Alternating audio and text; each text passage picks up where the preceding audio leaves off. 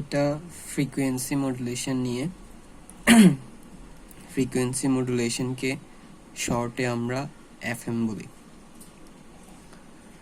তো এটা হচ্ছে একটা টেলিকমিউনিকেশনের সিস্টেম, যেখানে এই সাইডটা হচ্ছে ট্রান্সমিশন সাইড আর এই সাইডটা হচ্ছে রিসিভিং সাইড। মাঝখানের এটা হচ্ছে চ্যানেল। এটা হতে পারে অপটিক্যাল ফাইবার,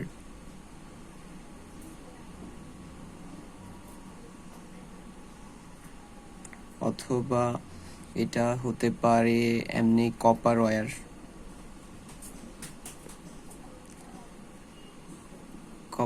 হইতে পারে, অথবা এটা কোনো ওয়্যারলেস মিডিয়াও হইতে পারে। দ্যাট মিনস হতে পারে আমরা এখানে একটা অ্যান্টেনা অ্যাড করলাম, এ পাশেও একটা অ্যান্টেনা অ্যাড করলাম, তাহলে এই চ্যানেলটা একটা ওয়্যারলেস মিডিয়া বা চ্যানেল হিসেবেও কাজ করবে। এরকম আরও বেশ অনেক টাইপের চ্যানেল পাওয়া যায়। সো তাহলে এটা হচ্ছে একটা টেলিকমিউনিকেশন সিস্টেম, যেটার এই বক্সের অংশটা হচ্ছে ট্রান্সমিশন অংশ, আর মাঝখানের এটা হচ্ছে চ্যানেল। এটা ওয়্যারলেস হতে পারে যদি আমরা এই পাশে অ্যান্টেনা এবং ওই পাশেও অ্যান্টেনা দিয়ে কমিউনিকেশন সম্পাদন করি, তাহলে চ্যানেলটা ওয়্যারলেস হবে। অথবা হতে পারে এটা একটা অপটিক্যাল ফাইবার, অথবা হতে পারে এটা একটা নর্মাল কপার ওয়্যার, যেগুলো আমরা ওই যে যেগুলো টেলিফোনের জন্য ইউজ করি ওগুলা। এই সাইডটা হচ্ছে একটা রিসিভিং পার্ট এই বক্সের অংশটাতে, ঠিক আছে? তো আমরা মনে করলাম এই যে মানুষ, সে কোনো একটা কিছু বলল, ঠিক আছে, কিছু একটা বলল, তো তার যে কথাটা সেটা এই ইনফরমেশন সোর্স নামের যে অংশটা আছে সে গ্রহণ করবে। ইনফরমেশন সোর্সটা আমরা ধরে নিলাম এটা একটা মাইক, ঠিক আছে? নর্মালি এটাই হয়, মানুষ যেই সকল কথাবার্তা বলে বা যে সকল শব্দ উচ্চারণ করে সেগুলো মাইক দিয়েই বা মাইক্রোফোন দিয়েই গ্রহণ করা হয়। তো আমরা ধরে নিলাম এই ইনফরমেশন সোর্সটা হচ্ছে মূলত একটা মাইক, ঠিক আছে? তো মাইক কি করবে, সেই এটা হচ্ছে শব্দ শক্তি।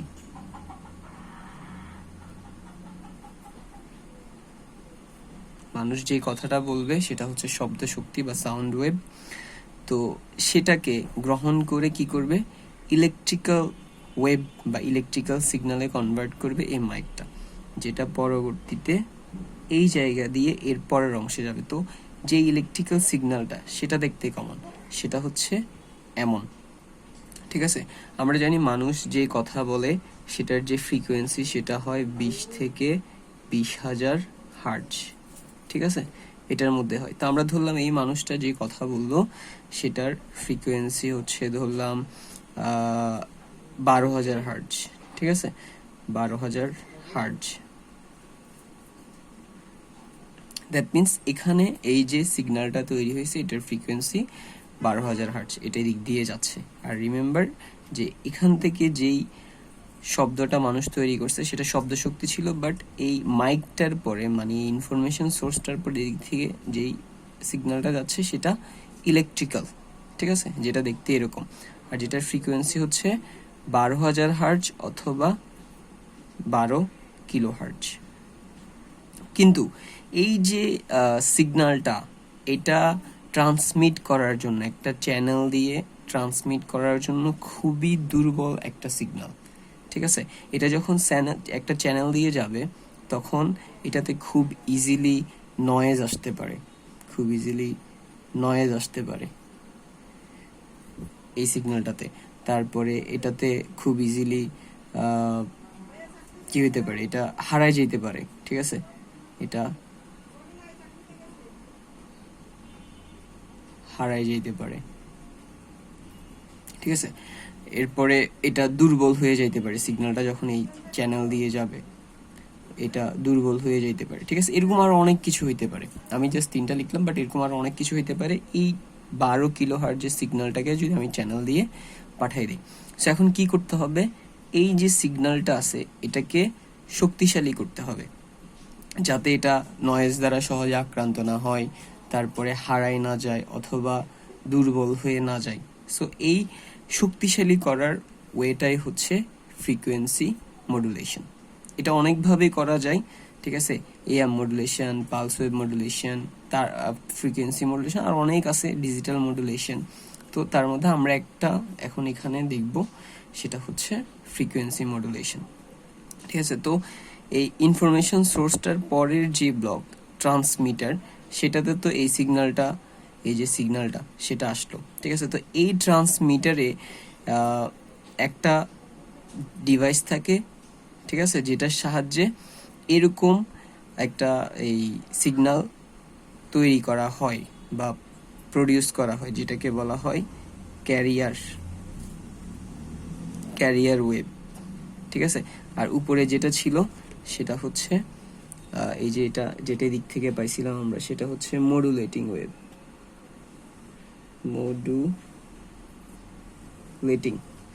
ঠিক আছে। এটা হচ্ছে মডুলেটিং ওয়েভ, আর এটা হচ্ছে ক্যারিয়ার ওয়েভ। তো এই ট্রান্সমিটারে একটা অংশ থাকে বা একটা ডিভাইস থাকে যেটা এরকম ক্যারিয়ার ওয়েভ তৈরি করতে পারে, ঠিক আছে। তো এই ক্যারিয়ার ওয়েভটা এই যে উপরে মডুলেটিং ওয়েভ ছিল সেটার সাথে সুপার ইম্পোজড হবে, মানে দোনোটা একসাথে হয়ে যাবে।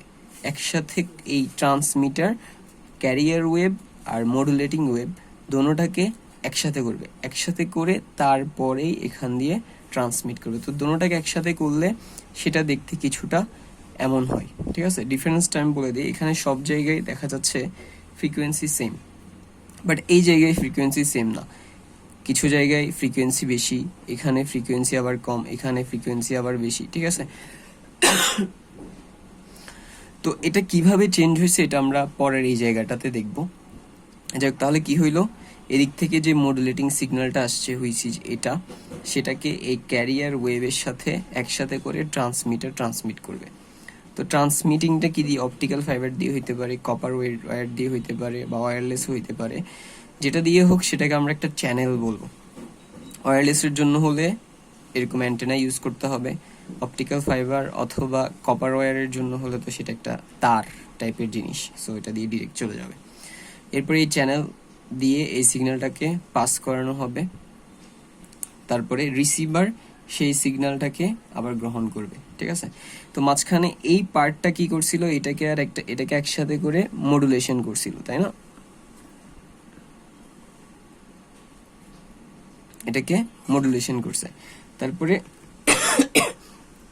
এদিক থেকে সেই সিগন্যালটাকে গ্রহণ করবে এই রিসিভার কি করবে, মডুলেশন করা সেই সিগন্যালটাকে গ্রহণ করার পর সে আবার ওটাকে ডিমডুলেশন করবে।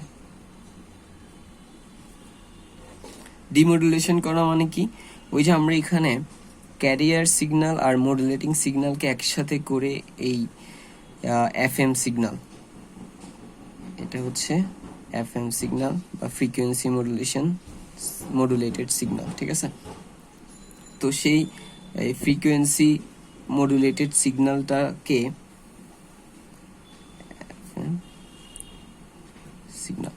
সেই এফএম সিগন্যালটাকে ডিমডুলেট করবে বা ডিমডুলেশনের মাধ্যমে ডিমডুলেট করবে। ডিমডুলেট করা মানে কি, এই এফএম সিগন্যালটাকে ভেঙে ক্যারিয়ার ওয়েভ আর মডুলেটিং ওয়েভকে আলাদা করে দিবে।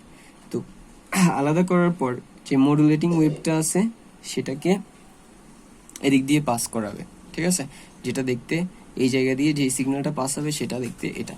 তো এটাই ছিল আমাদের শুরুর দিকের এই ওয়েভটা।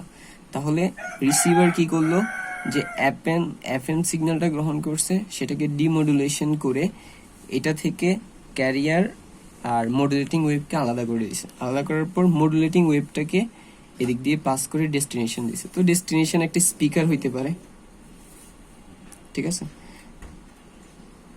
সেই স্পিকারটা কি করবে, সাউন্ডটাকে এইভাবে করে ট্রান্সমিট করে দিবে, ঠিক আছে। তো এবার আমরা যে জিনিসটা দেখব সেটা হচ্ছে এই যে আমরা বলছিলাম এখানে মডুলেটিং সিগন্যাল আর ক্যারিয়ার ওয়েভ দুটোটা একসাথে হয়ে এফএম সিগন্যাল তৈরি করবে। তো দুটোটা একসাথে কিভাবে হবে সেটা আমরা এখন দেখার চেষ্টা করব।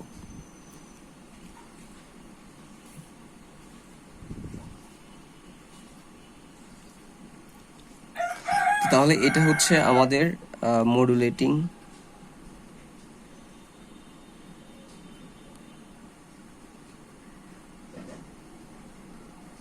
সিগন্যাল, আর এটা হচ্ছে আমাদের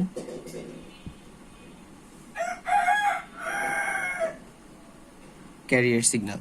ঠিক আছে, আমাদের কাজ কি দোনোটাকে একসাথে করা। ঠিক আছে, তো দোনোটা একসাথে কিভাবে হবে? দোনোটা একসাথে করার জন্য আমাদেরকে দুইটা জিনিস মাথায় রাখতে হবে। একটা হচ্ছে মডুলেটিং সিগন্যাল এর ইন্টেন্সিটি, আরেকটা হচ্ছে ক্যারিয়ার এর ফ্রিকোয়েন্সি পরিবর্তন। তো এখানে আমরা মূলত কি বুঝাইতে চাইছি? এখানে প্রথমটা হচ্ছে মডুলেটিং সিগন্যালের ইন্টেন্সিটি। সেটা হচ্ছে দেখা যাচ্ছে যে মডুলেটিং সিগন্যালের অ্যামপ্লিটিউড কখনো বেশি, কখনো কম, কখনো বেশি, আবার কখনো কম হবে। তো এই জিনিসটাকে আমরা মূলত মডুলেটিং সিগন্যালের ইন্টেন্সিটি বুঝাতে যাচ্ছি। আর দ্বিতীয়টা হচ্ছে ক্যারিয়ারের ফ্রিকোয়েন্সি, সেটা আমরা একটু পরে দেখব। তো এফএম মডুলেশনে কি হয়, মডুলেটিং সিগন্যালের ইন্টেন্সিটি অনুযায়ী ক্যারিয়ার সিগন্যালের ফ্রিকোয়েন্সি পরিবর্তন হয়। দ্যাট মিনস এই যে মডুলেটিং সিগন্যালটা আছে এটার ইন্টেন্সিটি অনুযায়ী, দ্যাট মিনস যখন অ্যামপ্লিটিউড বেশি আবার কখন অ্যামপ্লিটিউড কম, সেটা অনুযায়ী ক্যারিয়ারের ফ্রিকোয়েন্সি পরিবর্তন হতে থাকবে।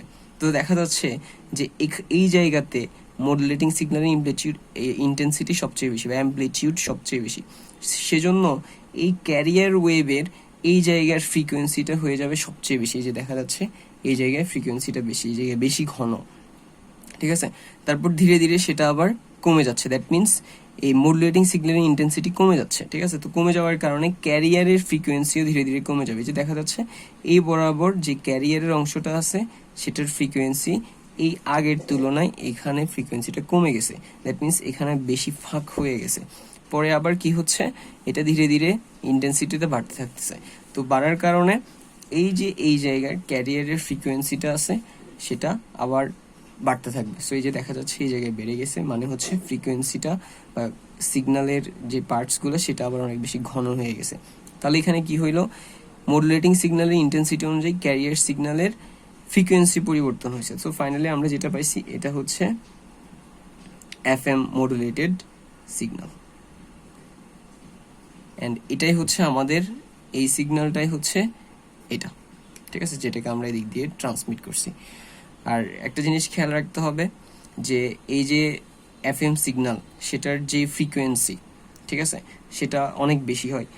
এটা নর্মালি 88 মেগা হার্জ থেকে 108 মেগা হার্জ পর্যন্ত হয়ে থাকে। ঠিক আছে, আমরা এই জিনিসটার সাথে পরিচিত।